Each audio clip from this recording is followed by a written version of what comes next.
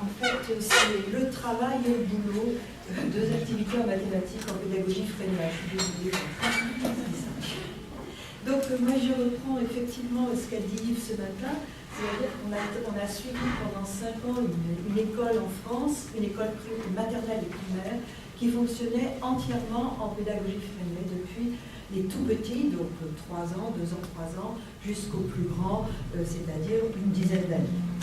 Alors c'est assez exceptionnel en France parce que c'est vrai, ça supposait des enseignants qui étaient recrutés sur leur conviction pédagogique dans une école publique en France, ce qui est absolument extraordinaire. Alors dans cette recherche, moi j'ai été chargée plus particulièrement de l'évaluation donc des effets des enseignements, de ce mode d'enseignement en mathématiques, c'est-à-dire je parle ici d'un point de vue de didactique des maths. Alors ce que je voudrais vous raconter effectivement ici, c'est la particularité de l'enseignement des mathématiques au primaire seulement, pas en maternelle, qui sont divisés en 2 catégories que les enseignants appellent le travail et le boulot. Tandis que les élèves, les parents d'élèves et les inspecteurs les connaissent sous le nom de recherche maths et fiches autocorrectives.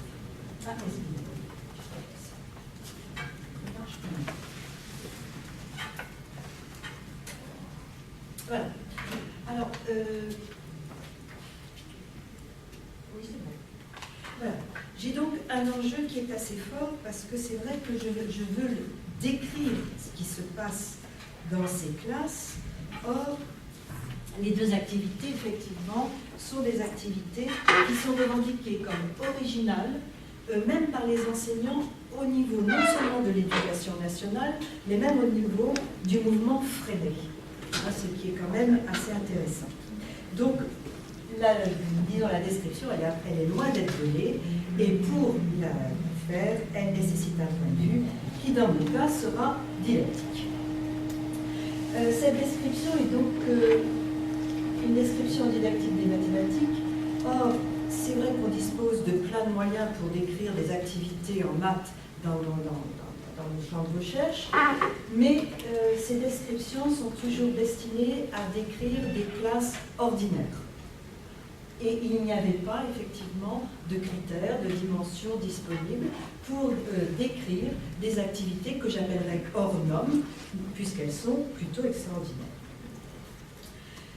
Et donc, je me suis attelée à la tâche, je vais vous dire comment, et c'est vrai que j'ai l'impression qu'en fournissant cette description, eh bien, ça me permettra aussi de comparer, toujours d'un point de vue de didactique, avec des activités de l'enseignement dit ordinaire, même si je n'aime pas tellement ce terme. Alors, je vous ai donné quand même 3 exemples de travaux d'élèves dans les recherches maths pour bien montrer l'originalité de ces activités. La première, c'est une recherche qui a été effectuée en classe de CP. Pour nous, c'est les élèves qui apprennent à lire en 6-7 ans. C'est l'institutrice qui a écrit sous la dictée des élèves.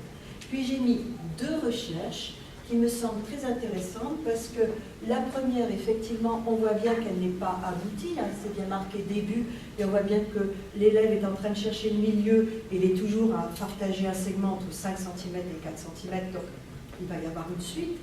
Tandis que là, on voit bien que c'est début, et pourtant, on pourrait penser que cette recherche est achevée. D'accord? Dans certains points de vue. En revanche, le boulot, voilà un exemple également de fiche d'entraînement qui vous semble, je pense, assez classique. Alors, pour décrire ces 2 activités, voici la décision théorique que j'ai prise. Excusez-moi.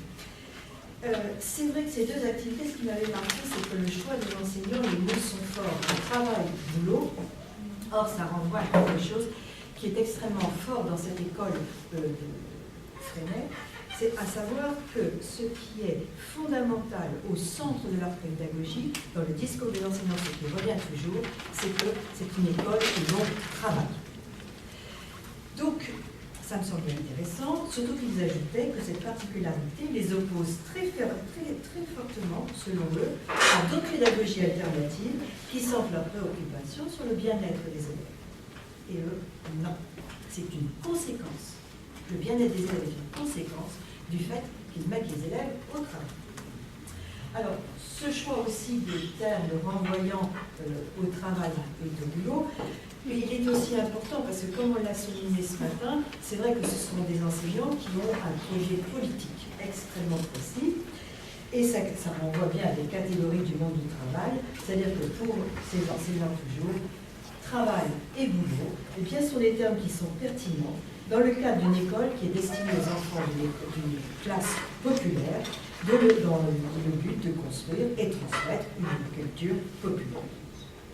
Donc ça explique pourquoi j'ai choisi de décrire ces activités en termes de travail, ce qui n'est pas une décision de confort, mais j'espère vous convaincre que ça a été une décision un peu heuristique. Alors, voici les critères donc, que j'ai retenus. Je me suis donc centrée tout d'abord sur ce qu'on peut appeler des productions, puisque c'est un travail.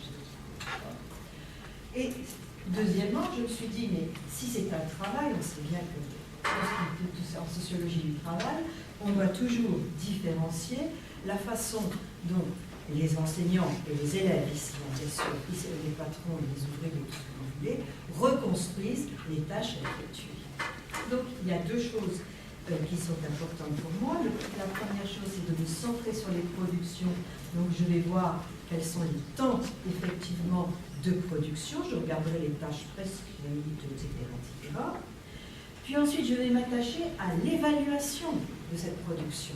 C'est-à-dire quelle valeur, effectivement, reçoivent les productions des élèves, comment ils sont valorisés. J'ai mis la valorisation des travailleurs, c'est la valorisation des élèves, hein, bien sûr, il y a un certain moment que je vais y aller. Et enfin, le devenir de ces productions, comment elles circulent, quelle est la commercialisation, entre guillemets, hein, bien entendu, de toutes ces productions.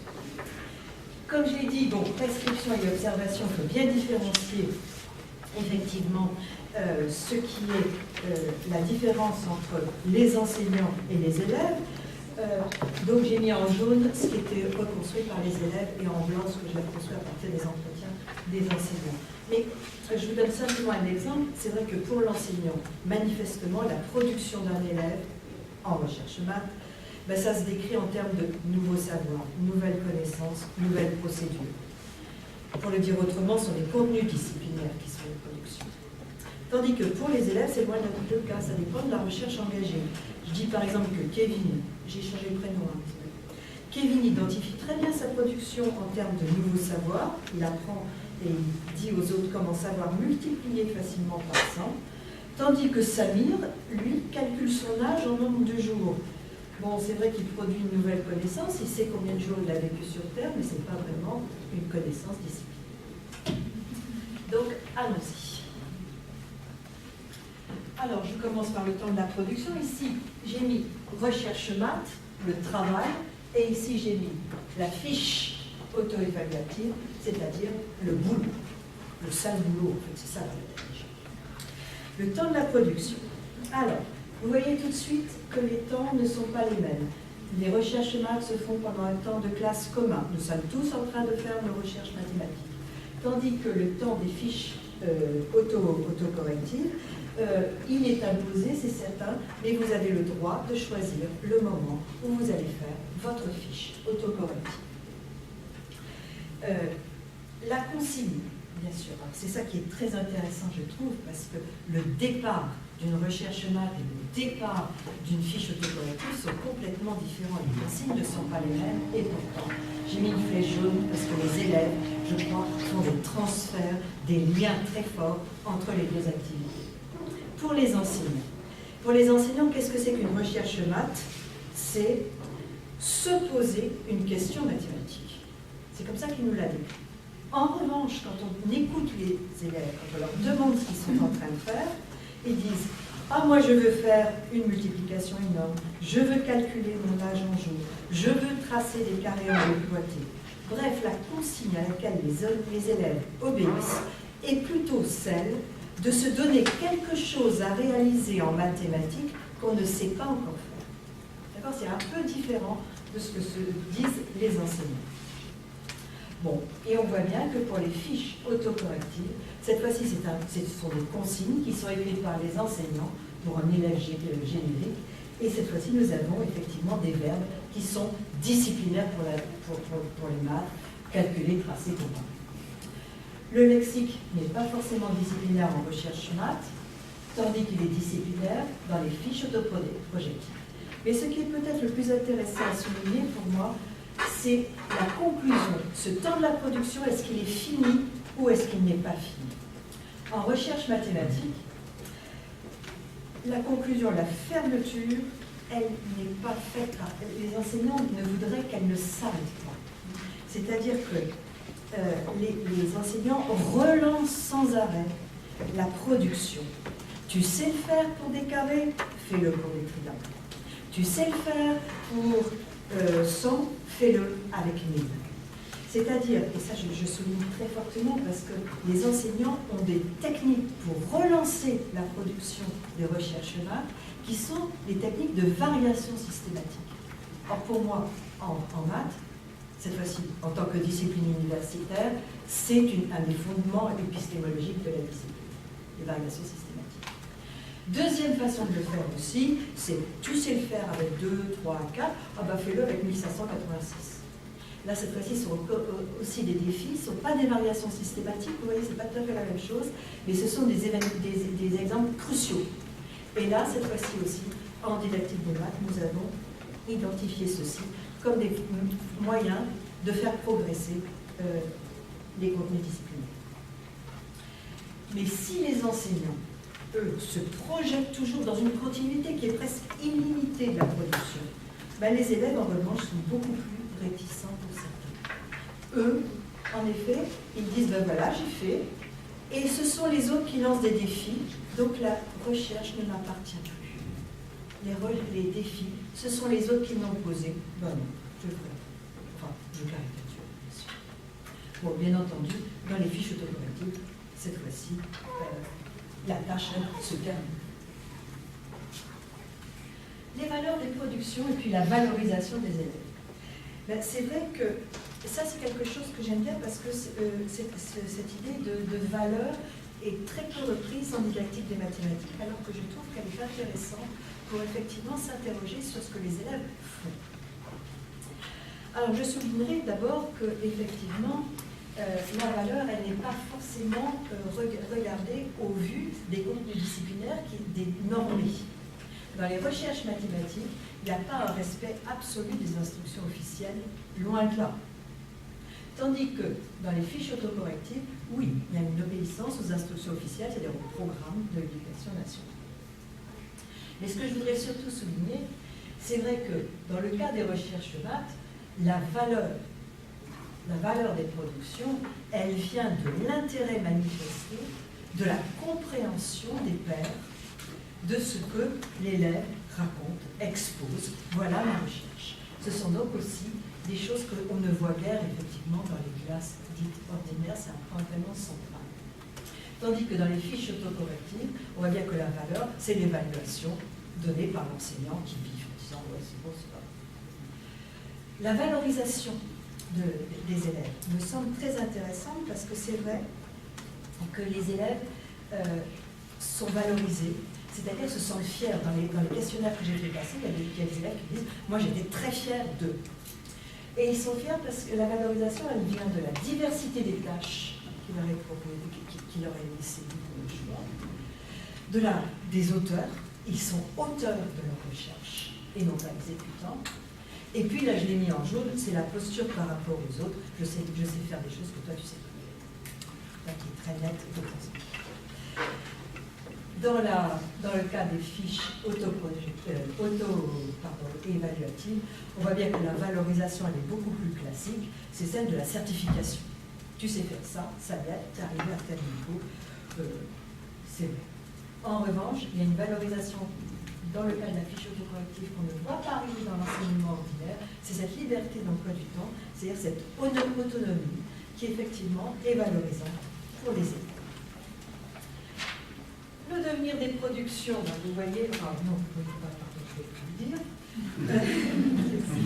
Ces productions, bon, au sens à la fois des productions très matérielles, c'est-à-dire des fiches et puis des connaissances nouvelles, bon, il y a des circuits qui sont vraiment très différents.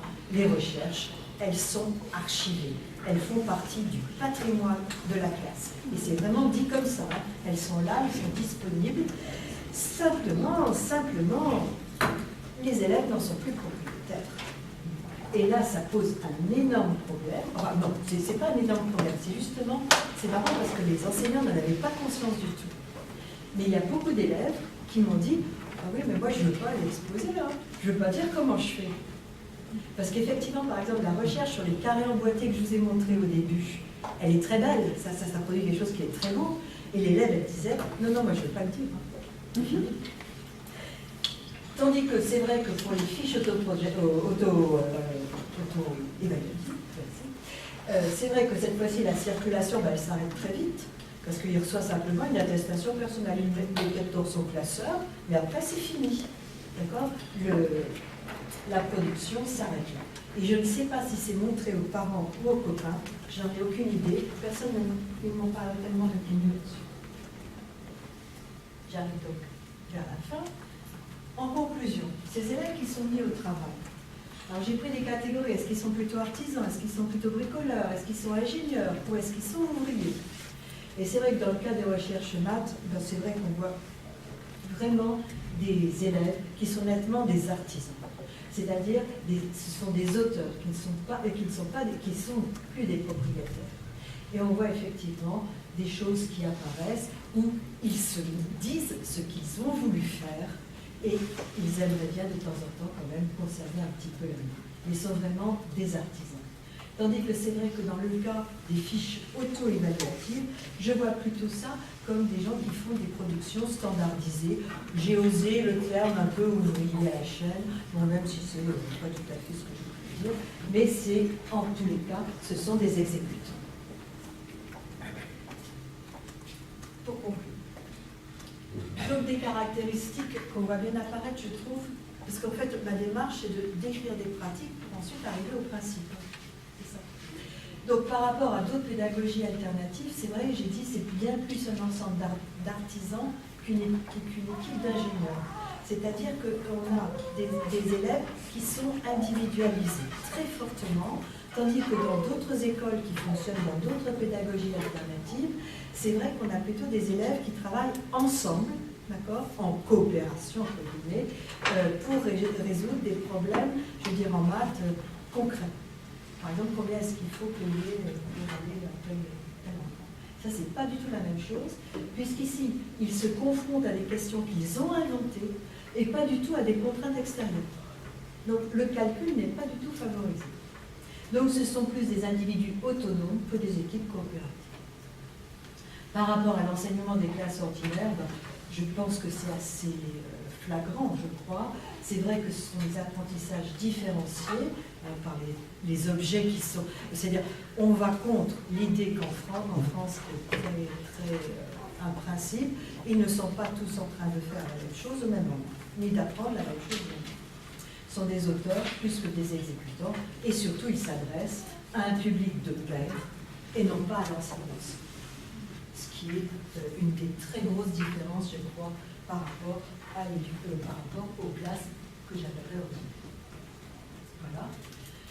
Quand même un point sur les enseignements et les apprentissages disciplinaires, c'est vrai qu'on parle rarement des maths, on parle plutôt parfois du français ou des choses comme ça dans les écoles alternatives. Moi, je trouve que c'est intéressant, parce qu'ici, les contenus disciplinaires, au sens mathématique du terme, sont identifiés par leur genèse. C'est-à-dire, est-ce que c'est quelqu'un qui fait surgir d'accord, avec ma recherche, je vous apprends quelque chose, ou bien c'est le savoir commun, dans la différence.